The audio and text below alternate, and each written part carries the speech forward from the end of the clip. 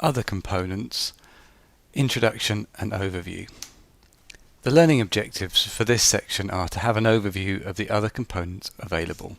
So far we've looked at the chart, the KPI and the search component, and in this section we're going to look at the sunburst, the editor, template, manual data, the object template, page break and totalizer.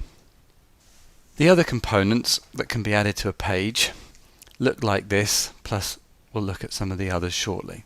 The sunburst is a visual representation of a section of the asset model. Here we've got a very simple sunburst showing the flash gas compressor with its associated equipment. The sunburst is interactive, so you can zoom in on components or trend them if they're a time series tag. You can also open the common menu like you would expect to see related things.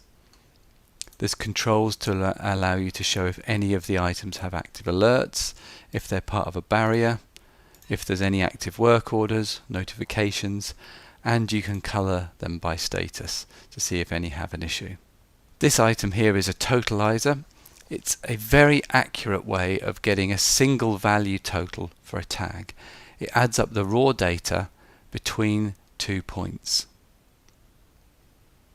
When put in seamless mode, it shows just the number and it hides the trend. This is a manual data entry component. This allows you to write values back to a data historian. You need to select the time that you want to write the value for, the date and the time, and then you can just type a value. Click Write Values. Then here we have an editor component. This allows you to write text directly into the page without having to put it in edit mode. This is very useful for creating reports inline, making it easier for users to use. This component is a template component that allows you to turn a page into a template. By selecting the time here, it sets the time in all the components below it.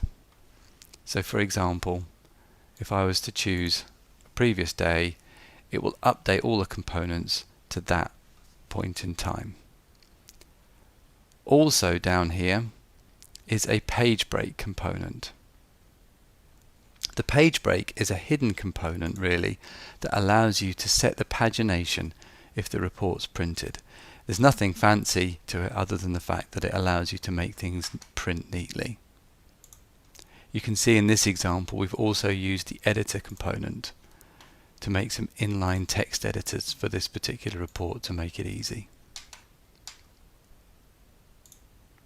This is an object template.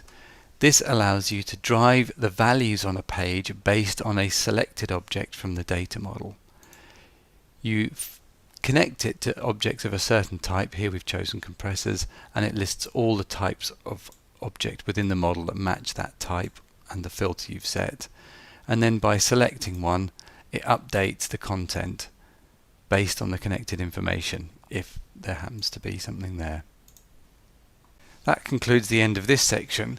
In the following topics we'll be going into each of these components in more detail, with the exception of the page break component, which is really so simple there's nothing really more to be said. Okay, hope that's helpful. See you in the next topic.